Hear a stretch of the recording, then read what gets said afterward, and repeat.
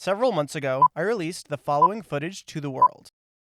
Zoro has one fatal flaw that has plagued him throughout the entirety of One Piece, and we all know what it is. That he will never be able to marry Sanji, and that is why— Wait, hold up. Oh, sorry. I was reading my fanfic, not the script. My bad, everybody. Let's try that again and just forget about this. Yeah, so it seems like people were indeed not able to forget about this. Not in the slightest. Nah, now you gotta finish the fanfic. Marry who? Marry who now? Finish the fanfic. Okay. Y'all really want to know what would happen if Zoro married Sanji? Well, buckle up, Buttercup, because things are about to get crazy. And for the record, I know your name isn't actually Buttercup, unless it is, in which case, I know your name is definitely Buttercup. And speaking of things I know the canon versions of Zoro and Sanji are always at each other's throats, and none of the fan shipping at each other's throats essentially sort of way. Neither is the biggest fan of the other. But what if that changed? What if both Sanji and Zoro had unique transformative experiences in their youth that disposed them to falling in love with one another? How would their romance unfold? What truly saucy and scandalous things would the pair get up to? And what would all of this mean for the future of the Straw Hat Pirates and their story moving forward? Let's find out together, dear viewer, who is definitely not named Buttercup, unless you are, and explore what would happen if Zoro married Sanji. And as an added bonus, just for you, dear viewer, we'll explore what will happen if you drop a like on this video, so let's do that right now. Also, subscribe if you haven't already. 95% of y'all who watch my videos aren't subscribed, so do the thing to join the cool kids. Wow, wasn't that so great? Wow, wow, wow, wow, I'm glad we both did that. You actually did it, right? Anyway, now that that's definitely taken care of, let's get started. As we all know, Sanji's father, Vince Smoke Judge, was famously the worst, so much so that he literally imprisoned Sanji in the same way any sane, normal person would imprison a pizza with pineapple on it for committing what is obviously a war crime against humanity. In the canon timeline, Sanji's sister, Reiju, rescues her younger brother from imprisonment, allowing him to escape his family and eventually build a new life with Zeph at Baratier. But in this timeline, Reiju gets distracted out of her way to save Sanji by the most enticing thing of all things. It just so happened that when she was walking to Sanji's cell, a new DuckPiece video came out, and she watched it right away, like she had her notifications turn on, she clicked on it, watched it, and she loved it so much, she just started rewatching it a bajillion times, and that took so long that by the time she finished and had her fill of DuckPiece time, she already delayed rescuing Sanji for several months later than in the original timeline. This might seem like it wouldn't change much at first glance, but the extra time Sanji spends confined in isolation fractures his young developing mind. He starts to get kind of loony, and not the Bugs Bunny type, the cackling in a straitjacket type. The imprisonment causes him to become so delusional that he eventually befriends a pile of moss growing in the corner of his cell, whom he calls Moss-kun for obvious reasons. This moss becomes his best friend, and due to the absurd amount of time they spend alone together, Sanji develops an irresistible attraction to anything moss-like. But eventually Reiju does save the boy. Unable to leave his best friend behind, Sanji takes Moss-kun with him, and his life goes on as it normally would until he meets up with the Straw Hats for the first time at Baratier. And when he finally does, he isn't the only one there who differs from their canon timeline self. Zoro is also quite different. You see, dear viewer, changes to an identity-defining event in Zoro's childhood lead him down a very different path than in the original story. During one of Zoro's regular duels with his best friend and rival, Kuina, the pair finds themselves dueling nearby a very inconveniently placed banana peel. A situation like this is absolutely terrible for Kuina, since she's the sort of person who would totally slip on a banana peel, because she got her being alive status denied by a literal staircase in the canon timeline. And you know what? She did slip on the banana peel, allowing Zoro to finally defeat her for the first time. This taught Zoro an important and very definitely 100% for realsies true lesson, that he doesn't have to be a better swordsman to best his rivals. A third sword isn't the answer. Food is the answer. So when Kuina finally gets stairs by the stairs, Zoro vows to honor her legacy by becoming the world's greatest swordsman in the best way he knows how, by wielding a banana peel in his mouth, in addition to his two regular blades. And as you'd expect, dear viewer, this quadruples his fighting ability from what it was in the original timeline, because his power level is now quite literally bananas. Naturally, this experience leads Zoro to develop a severe appreciation for all things food as he continues on with his own life. Due to his absolutely bananas power level, Zoro has no problem at all overcoming all the early challenges that confronted him in the original timeline, leaving events in the timeline to play out pretty similarly to OG One Piece, until he meets Sanji at Baratier, that is. And when the pair finally does meet, sparks fly instantly. Sanji sees, for the first time in his life, a human just as mossy as Moss-kun, and for the first time in Zoro's life, he sees a man whose passion for food rivals his own. Their eyes lock, Sanji winks, Zoro blushes, Sanji winks again, Zoro blushes again, Sanji winks again, Zoro blushes again. They're caught in a loop. Oh no. But eventually Luffy just yells that he's hungry and that he wants food, and this breaks the loop that they would have been stuck in for all eternity if nothing stopped them. So Sanji goes to get the food, and in a ploy to woo Zoro, he actually pays for it himself, so that the food for the Straw Hats, as far as they're aware, is on the house and completely free. And let me tell you, Zoro om-noms that free food like Luffy on an empty stomach would om-nom Chopper. The connection is truly magical, and that magic causes the pair to engage in a whirlwind romance with one another as they travel the world with the Straw Hat Pirates. The crew all visit the same islands and overcome the same challenges as in the canon timeline. Except they do this while Sanji and Zoro regularly partake in scandalous activities together in the background. Seriously, they go hardcore. They do the sort of stuff that I, as someone who's famously a coward, would be too afraid to dare to attempt or even dream of, dear viewer. Seriously, the pair gets a bit spicy on Little Garden by exchanging a polite nod. They are so shameless that they even occasionally smile at one another on Drum Island. Heck, the pair get so saucy in Alabasta that they even hold hands, and before marriage no less. Oh my, this stuff is wild. All of their improper behavior causes the love they feel in their heart for one another to bubble up until it gets to the point that neither can contain it any longer. Naturally, in a cute, crazy random happenstance of a quickie dig, the pair end up proposing to one another at the same time shortly after the Straw Hats arrive on Sabaody Archipelago. The lovebirds butt heads and start yelling at one another in classic Zoro and Sanji fashion, claiming the other ruined the moment. And it all culminates in them both yelling yes at each other in the most Zoro and Sanji way to accept a wedding proposal possible. Since the pair are so in love, they waste no time at all in holding a wedding and find a nearby venue to immediately start the wedding ceremony. Plus, they're already at Sabaody Park, which is a pretty darn festive place to hold a wedding, if you ignore that whole pesky slave trade thing that is. But yeah, we could totally chattel our inner celestial dragon and ignore it together, dear viewer, you and I, ignoring the buzzkill that is slavery, for the common good of getting to enjoy a super cute Zoro and Sanji wedding. You know, it works out because they're able to pull off a pretty quick wedding since they don't have to worry about planning out a guest list because most of the people important to them are pretty much around already. You know, if we exclude the likes of Zeph and other figures like that, you know, because we have the Straw Hats, we have Zoro's banana peel, we have Sanji's moss coon, and honestly, what else do you need in life? The only problem is that you boys need someone to actually officiate the wedding, someone like a priest. Fortunately for them, the celestial dragon St. Charlos happens to be around Sabaody Archipelago at this time, so the pair officially borrows him and forces the celestial dragon to officiate the wedding like a priest. The wedding goes on as you'd expect, with moments that would make you smile, moments that would make you cry, moments that would straight up bewilder you, and an exchange of heartfelt vows. Finally, the words both of them have been yearning to hear like children yearn for the mines finally leave both of the lovebirds' mouths. I do. And then the pair seal the deal with the most saucy, scandalous, and downright dirty thing they've done yet. They exchanged the sickest of bro fist bumps. Speaking of fist bumps, I'm actually curious, dear viewer, are you more of a fist bump person, a hug person, or a high five person? I'm legit curious because I'm personally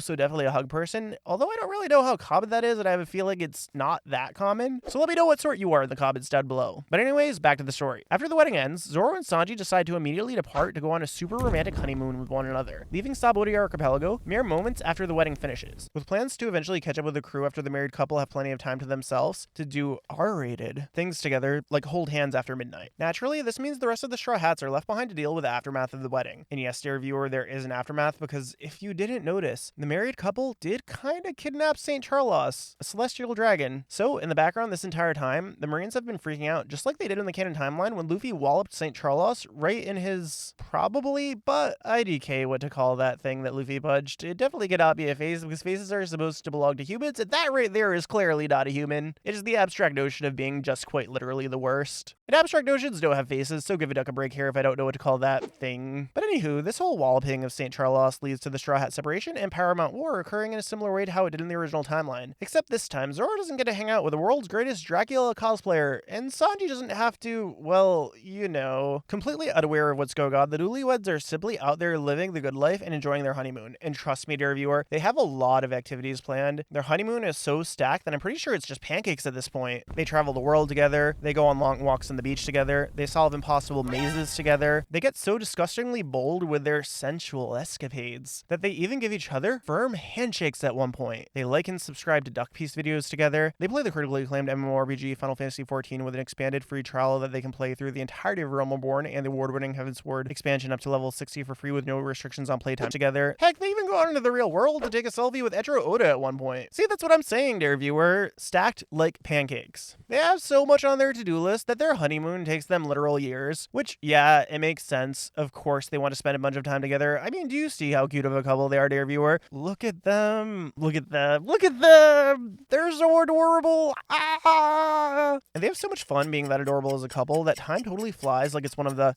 5 devil fruit users in the entire world with the power of flight. And just like that, 2 years of honeymoon time passes without the couple realizing just how long they've been away from the rest of the crew. As a matter of fact, the rest of the crew go through their whole 2-year training arc, Fishman Island, and Punk Hazard all on their own, successfully overcoming all the obstacles in their path just like they did in the main canon. Especially since they're super overpowered at this point, even while missing Sanji and Zoro. But eventually, the crew makes their way to Dressrosa, and what a crazy random happenstance of a quinky dink! There are Sanji and Zoro there, who, unaware of the Among Us levels of sus stuff going on in Dressrosa, are enjoying the festive atmosphere together as part of their honeymoon. The whole crew has a super heartwarming reunion, as you'd expect the Straw Hats to have. It's like when Luffy saw Zoro again in Wano in the original timeline, but times a bajillion because everyone's excited, not just Luffy. And it's been 2 whole freaking years. The crew's happy. They all start singing Big Sake together, commemorating the occasion with a song that's touched the lives of so many other pirate crews across the generations. But the celebration gets cut short when it's abruptly interrupted by none other than Admiral Fujitora himself. You see, unlike Fujitora, the Admiral just so happened to be passing by at the same time the Straw Hats were singing Big Sake in a crazy random happenstance of a quick eating. He totally recognized the famous pirate song, so decided to do something about those pesky pirates, given he's a buried admiral at all. Sensing the strength of the foes before him, Fujitora wastes no time in using his devil fruit power to call meteors from the sky in hopes of ending the fight in an instant, but totally commits an oopsie daisy and misses due to the whole being blind thing, resulting in a terribly tragic outcome. Something so bad that I'm sure it'll give most of you out there watching this video PTSD flashbacks. The meteors land elsewhere in the kingdom in front of the toy soldier, startling him so badly that it triggers a Rebecca flashback, the 56th one this very day. Fujitora misses Luffy, giving him an opening, and our lovable captain immediately capitalizes on this opportunity and jumps into action. But unfortunately, Fujitora is able to counter the rubber boy given their gap in power levels at this point in time. While the other Straw Hats are preparing to take action, and with Luffy being countered, Zoro and Sanji know what to do. You see, again, unlike Fujitora, the pair of lovebirds have gotten to know each other uncomfortably well during their years spent together on the honeymoon. And although they aren't as power boosted as their crewmates who spent those 2 years training, their love for one another is totally strong enough to compensate. By this point, the married couple knows what the other is thinking simply by staring into the other's piercing eyes. So they communicated a plan with one another using nothing other than their scandalous gaze. Fortunately, this means Fujitora is unable to hear or predict the plan because of him being as blind as the word bamboozle. Get it? Because the word bamboozle has no eyes in it.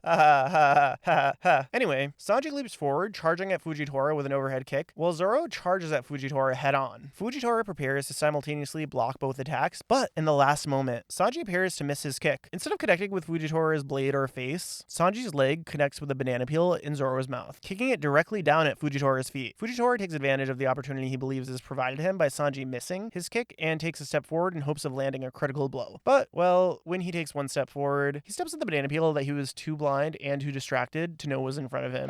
So, just like Queen did all those years ago, Samurai Mr. Magoo slips and bonks his head on the ground like he's going to horny jail, immediately passing out. But passing out in the fun way. You know the one. The one with their little stars swirling around your head for a while. Zoro then proceeds to pick up his banana and return it to its rightful place, Dandadan style, as the Straw Hats are approached by Trafalgar Law, who is just returning from scouting out his target in Dressrosa, Doflamingo. Law immediately freaks out upon seeing the incapacitated admiral, realizing that the Straw Hats will be in a world of hell once other marines discover that a literal admiral has been defeated. Due to his rational nature, Law quickly gives up on his ambition of stopping Doflamingo for the time being, and convinces the Straw Hats that it's best for them to leave the island and head to Zou. Since Luffy doesn't really have much personal stake in Dressrosa, he has no idea that sugar turns people into toys, and most importantly, nobody here has offered him food yet. Luffy doesn't mind dropping everything and heading to Zou immediately, especially since Law convinces him that this means Luffy will be able to face Kaido and therefore take down an emperor even sooner than he would have otherwise. Sanji and Zoro officially rejoin the Straw Hats to help out their friends, along with Moskun of course, and everyone boards the Thousand Sunny so they could head out to sea. On their way to Zou, the Straw Hats decide to continue their reunion celebration, which got so rudely interrupted by Fujitora earlier. But unfortunately, your besties can't catch a break because the celebration is cut short yet again when they're intercepted by the Queen Mama Chanter, Big Mom's ship, which is on its way to find and acquire Vinsmoke Sanji so that he could live out the dreams of everyone with a junk food snacking problem and marry pudding. The ship, led by Peckham's and Baron Tamago, is no match for the full Straw Hat pirate crew and Trafalgar Law, even with Zoro and Sanji missing 2 years worth of training. So Luffy goes all plot arbor protagonist of the Big Mom Pirates and totally generic fodder antagonist of the crew on board. Once the battle's over and it's all taken care of, Sanji yells at the Big Mom Pirates for attacking them out of nowhere, and that's when the now battered Baron Tamago explains that he and Peckham's are there to acquire Sanji for marriage to one of Big Mom's daughters. Sanji says, not happening. My heart already belongs to someone else. But Baron Tamago insists, saying that Big Mom is not one to be refused, and that Sanji will still marry Pudding. He doesn't really have a choice. At which point, Zoro loses it because the thought of someone else marrying Sanji, the man he loves, is simply too much for him. His eyes grow cold and he glares at Baron Tamago so fiercely that despite having a literal banana in his mouth, he still somehow manages to intimidate the heck out of the Eggman, leading to Dollar Store Dr. Robotnik cracking under the pressure. Baron Tamago sighs. He acknowledges the love that Zoro and Sanji clearly have for one another, and that a marriage this true with emotions this strong should not be broken up, even if it means going against Big Mom. Baron Tamago simply can't bring himself to do that sort of thing to such a cute couple. Plus, what would all the fanshippers think if he broke Zoro and Sanji up? Baron Tamago is not and will never be ready for that much wrath. So he informs the Straw Hats that he will tell Big Mom it was not possible to acquire Sanji, but instead, Tamago will acquire one of the other Vinsmoke sons to get married to Pudding. So he hatches a plan and informs the Straw Hats that he will tell Big Mom it was not possible to acquire Sanji. But instead, Tamago will return to Big Mom with one of the other Vinsmoke sons so that they could get married to Pudding instead. He thinks this will still work because he suspects that Judge will still oblige their request for another more valued son to marry Pudding. Due to Judge's his interest in Big Mom as an Emperor of the Sea. Plus, as long as Pudding still marries at least one of his sons, Big Mom will still be able to take the German kingdom for herself, just like she planned. So Baron Tamago takes the Queen Mom Enchanter and heads out on his way to complete his new mission. And this leaves the Straw Hats on their own to continue their journey to Zou and finally get to finish the celebration that they've been trying to complete for so long. But unfortunately for them, their cheerful mood won't last very long, because in several weeks' time they'll find themselves in Kaido's home turf in Wano, vastly underprepared, having skipped out on the growth that they would have experienced during both the Dressrosa and Whole Cake Island arcs. And of course, with the Lovebirds being considerably weaker than in the original anime. This all leads to an ill-fated but admittedly silly encounter with the Beast Pirates. But that is a story for another time, dear viewer. However, in a crazy random happenstance of a Quinky Dink, the story that best suits this very moment is instead a story of you dropping a like on the video and subscribing to the channel if you haven't already. Also, don't forget to follow me on my socials and join the Discord. Links are on the screen and in the description. And hey, if you want more DuckPiece in your life, click on the video on the right to discover just what would happen if Crocodile were Luffy's mom. Or click on the video on the left to watch something YouTube's algorithm picked out for you personally as its #1 recommendation for you right now. But hey, that's all for me, dear viewer. DuckPiece out.